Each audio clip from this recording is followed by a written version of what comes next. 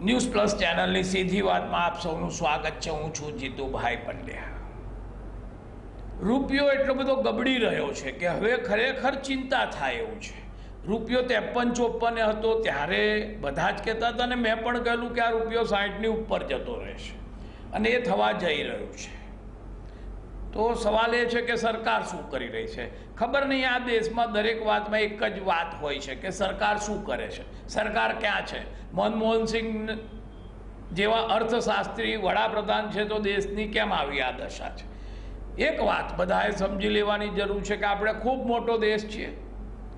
અમેરિકાની 30 કરોડની વસ્તી છે અને 50 રાજ્યો છે, એટલે એવરેજ અમેરિકાનું જે રાજ્ય છે એ 60 લાખથી લઈને કરોડ 2 કરોડનું હશે, એનાથી વધારે નહીં હોય। કોઈ પણ રાજ્ય 1-2 કરોડથી વધારે વસ્તી નહીં ધરાવતું હોય। સમૃદ્ધિ કેટલી ધરાવે છે જુદી વસ્તુ છે, પણ દરેક રાજ્ય માંડ 1-2 કરોડ લોકોને હેન્ડલ કરતું હશે, અને 40-50 લાખની વસ્તીવાળા પણ રાજ્યો હશે।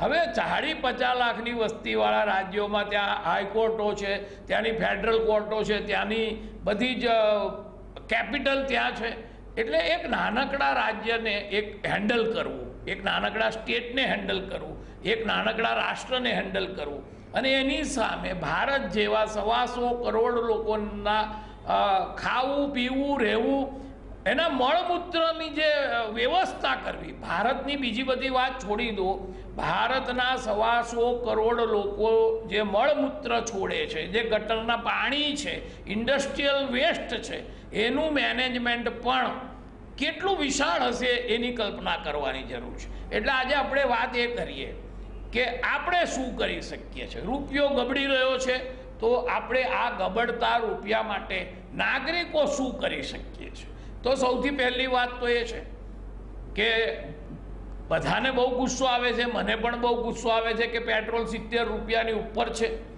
લોકો પાકિસ્તાનના દાખલા આપે છે કે પાકિસ્તાનમાં આટલો જ ભાવ છે, ફલાણા દેશમાં આ જ ભાવ છે, પણ ત્યાં 16 કરોડ પાકિસ્તાનીઓ છે, અને 16 કરોડ પાકિસ્તાનીઓમાંથી 10 કરોડ પાસે તો કોઈ વાહન નહીં હોય। દેશની ગરીબી જોતા, દેશનો ટ્રાઇબલ એરિયા જોતા, અને નાના બાળકોની વસ્તી બાદ કરો તો માંડ 10 કરોડ લોકો પાસે વાહનો છે। હવે એ જે 10 કરોડ લોકો પાસે વાહનો છે એ કેટલું પેટ્રોલ કેટલું ડીઝલ વાપરવાના છે? હવે એની સામે આ દેશમાં 1 કરોડ કરતાં વધારે વ્યક્તિગત વાહનો થઈ ગયા છે, ને માફ કરજો 1 અબજ જેટલા વ્યક્તિગત વાહનો છે, અને સરકારી ને આ બધા વાહનો જુદા। તો આપણે શું કરી શકીએ? તો મારો સ્પષ્ટ જવાબ છે કે હવે આપણે શું કરવાનું છે? તો પેટ્રોલના વધતા ભાવ સામે આપણે બૂમો તો બહુ પાડીએ છીએ, પણ હજુ પણ જ્યારે લાલ લાઇટ ઉપર મારું સ્કૂટર ઊભું રાખું છું અને હું ચારે બાજુ નજર કરું છું, તો બધાના સ્કૂટરો, મોટરસાઇકલવાળાને કદાચ માફ કરીએ કે ભાઈ ચાલો એમને પાછી કિક મારવાની તકલીફ પડશે, પણ જે સેલ્ફ સ્ટાર્ટ સ્કૂટરો છે અથવા જે સેલ્ફ સ્ટાર્ટ મોટરસાઇકલો છે એ તો બંધ થતી જ નથી, એ તો ચાલુ જ રહે છે। ત્યાં દેખાય છે કે હજુ 80 સેકન્ડ લાગવાની છે, એટલે 1 મિનિટ ને 20 સેકન્ડ હજુ કાર ઊભી રાખવાની છે, સ્કૂટર ઊભું રાખવાનું છે, પણ હજુ આપણે એટલા જ એફએસઆર છે। હવે મને 2 વાત છે કે મને પેટ્રોલ ગમે તે ભાવે હશે પોસાય છે, હું એટલો નજીક રહું છું, મારે એટલું ઓછું વાહન ચલાવવાનું છે, પણ મારે એ પણ ધ્યાન રાખવાનું છે ને કે આ પેટ્રોલ માટે સરકાર ડોલર ચૂકવે છે, અને આ જે 60 રૂપિયા થવા જઈ રહ્યો છે ડોલર, એમાં હું લાલ લાઇટ ઉપર મારી ગાડી ચાલુ રાખું છું, એનો મોટો ફાળો છે। જ્યાં જરૂર છે ત્યાં ભલે વાપરીએ, પણ લાલ લાઇટ છે, વાર લાગે એમ છે, કોઈ એ તમને બૂમ પાડી છે અને પેલો પાછળથી આવી રહ્યો છે, તમે સાઈડ પર ગાડી કરીને તમે એને ઊભી કરી દો। તમે જ્યારે કાર લઈને ઘર સુધી પહોંચવા જાઓ છો, તમે ઘરે કાર ઊભી રાખ્યા પછી ગાડી બંધ કરો છો, સહેજ પ્રયાસ કરો, તમે થોડા વખતમાં તમે અનુભવશો કે તમે ખાસું 40, 50, 60 ફૂટ દૂરથી કાર બંધ કરી દેશો તો પણ કાર તમારા પોર્ચ સુધી પહોંચી જશે, તમારા દરવાજા સુધી પહોંચી જશે। હવે દિવસમાં તમે 1 કે 2 વાર આ 60 ફૂટ કારને રોલ કરો છો, તો પણ સમજો કે તમે મહિને દાડે 2 લીટર પેટ્રોલ બચાવો છો, 3 લીટર પેટ્રોલ બચાવો છો। તમે સહેલગાય નીકળ્યા છો, તમે જુઓ છો કે રોડ બિલકુલ ઉતરી રહ્યો છે, ઢાળવાળો રોડ છે, તમે ગાડી સ્વિચ ઓફ કરી શકો છો. બહુ મોટા ઢાળ પર નહીં કરવાની. જ્યાં પહાડી પ્રદેશ પરથી ઉતરતા હો ત્યારે મહેરબાની કરીને ક્યારેય ગાડી સ્વિચ ઓફ ના કરતા. એને કંટ્રોલ કરવી વધારે અઘરી છે બંધ ગાડીને. પણ જ્યારે તમે જ્યાં જ્યાં બને ત્યાં સુધી 40થી જેની સ્પીડ લિમિટ છે 40 સુધીની, જેને સ્પીડ હેવન કહેવાય છે, એમાં ગાડી ચલાવો. કશું કારણ નથી. તમારે અમદાવાદ વહેલા પહોંચીને હાઈકોર્ટના ચીફ જસ્ટિસને મળવાનું નથી, નરેન્દ્રભાઈએ તમને બોલાવ્યા નથી, તો તમે સ્પીડ લિમિટમાં શાંતિથી એક સ્પીડે એક ધારી રીતે ટ્રાવેલિંગ કરો.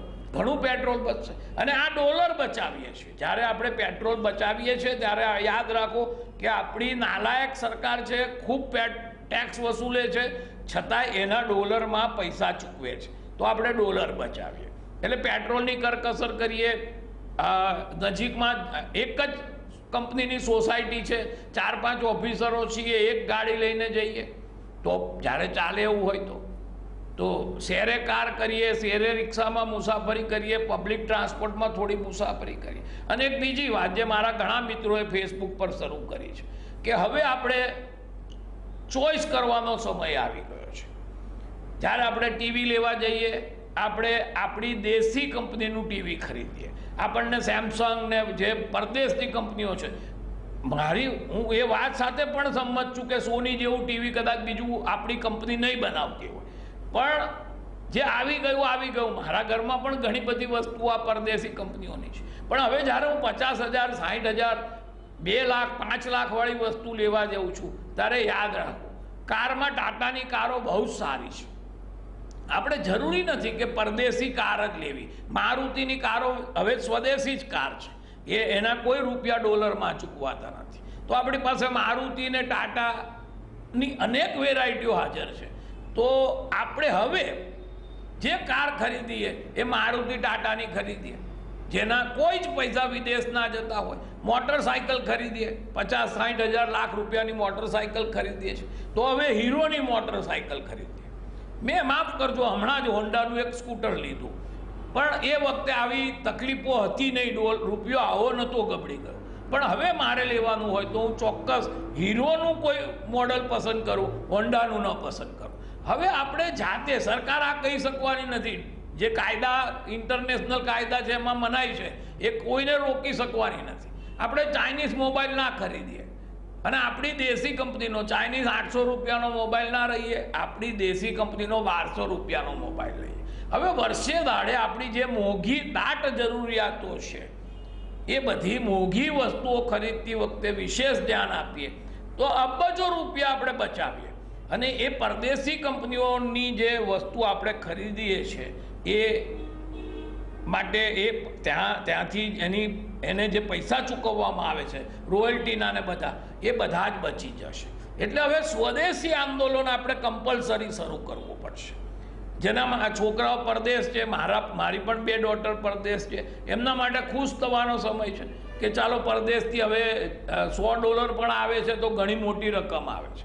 પણ આખો દેશ જ્યારે તકલીફમાં છે ત્યારે આપણે પરદેશની વસ્તુઓનો, આપણે એમ નથી કહેતા બહિષ્કાર શબ્દ વાપરીએ, હવે તો આખું વિશ્વ એક થઈ ગયું છે. આપણી વસ્તુઓ પણ પરદેશ એવી જ વેચાઈ રહી છે, એટલે બહિષ્કાર ન કરીએ. પણ જ્યારે ચોઈસ છે, આપણી પાસે સારી વસ્તુ અવેલેબલ છે, દેશી જ વસ્તુ સારી અવેલેબલ છે, થોડાક ભાવ વધારે છે, થોડુંક કમ્ફર્ટ ઓછું છે, તો આપણે એને કોમ્પ્રોમાઇઝ કરીને થોડુંક ઓછી કમ્ફર્ટ, થોડોક વધારે ભાવ આપીને પણ આપણે સ્વદેશી અપનાવીએ. ઘણી બધી ચળવળો ચાલી સ્વદેશીની, બહુ સફળ નહીં થઈ, કારણ કે એ વખતે માહોલ નહોતો. પણ હવે માહોલ છે અને જાપાન આ રીતે જ વિશ્વયુદ્ધમાંથી બહાર આવ્યું છે. સેકન્ડ વર્લ્ડ વોર પછી જાપાન જે બહાર આવ્યું એનું આ એક કારણ છે કે એમણે સ્વદેશીનો એટલો બધો આગ્રહ રાખ્યો. એમની કારો અમેરિકામાં ખૂબ વેચાવા માંડી, પણ કરોડપતિ જાપાનીઝ પણ, અબજોપતિ જાપાનીઝ પણ એની પોતાની કાર તો જાપાનીઝ જ લેતો. એટલે ટોયોટો અમેરિકામાં છવાઈ ગઈ, પણ અમેરિકન કારો જાપાનમાં બહુ ન ઘૂસી શકી ઘણો બધો વખત. હવે તો ત્યાં પણ જાપાનમાં પણ પરિસ્થિતિ થોડી બદલાઈ છે. પણ સ્વદેશીનો આગ્રહ રાખીએ, પેટ્રોલ બને એટલું બચાવીએ, વગર કારણે ચાલો વાસદ કાઠિયાવાડીમાં જમી આવીએ. છોડો, હવે વડોદરામાં બહુ કાઠિયાવાડી થઈ ગઈ છે, અહીં જ જમી લો. પેટ્રોલ બચાવીએ એક, અને બીજું કે આપણે આપણા ખર્ચાઓમાં કાપ મૂકીએ. પરદેશી વસ્તુઓ તો ન જ ખરીદીએ, પણ આપણા ખર્ચમાં પણ કાપ મૂકીએ. કપરા દિવસો આવે છે, ઇન્વેસ્ટમેન્ટો ધોવાઈ જવાના છે, શેરોની કિંમત સાવ બગડી જવાની છે, સોનું હજુ ઊંચું જવાનું છે, અને જે ફ્લેટો અને બિલ્ડિંગોના ભાવ તો ઘણા ઊંચા રહેશે, કારણ કે સરકારે જાણી જોઈને જંત્રીઓ જ ઊંચી રાખી છે, પણ એ ભાવે કોઈ લેવાલ નહીં હોય. એટલે કેશ ફ્લોની તંગી આપણા દેશમાં થોડા સમયમાં આવશે, જ્યારે તમારી પાસે નાણાં નહીં હોય. એટલે કરકસરથી રહીએ. ડિપોઝિટો રાખવાનો બી બહુ ફાયદો એટલા માટે નથી કે તમે આજે જેને 2 લાખ રૂપિયા બચાવો છો એની પર એફડી કરી છે 2 લાખ રૂપિયા, જ્યારે એ એફડી 2,60,000ની થાય છે, ત્યારે 2 લાખમાં જે સોનું આવતું હતું એનાથી ઓછું સોનું 2,60,000માં આવશે. પણ કરકસરથી જીવવા માંડીએ, આપણે જિંદગીમાં સ્વદેશી અપનાવીએ અને પેટ્રોલનો ખર્ચો બચાવીએ, તો આપણે આ ગબડતા રૂપિયાને બચાવી શકશું. મનમોહનસિંહ આડા પડી જશે તો પણ આ ગબડતો રૂપિયો બચવાનો નથી. સીધી વાતમાં આજે બસ આટલું જ. આવતીકાલે ફરી મળીશું.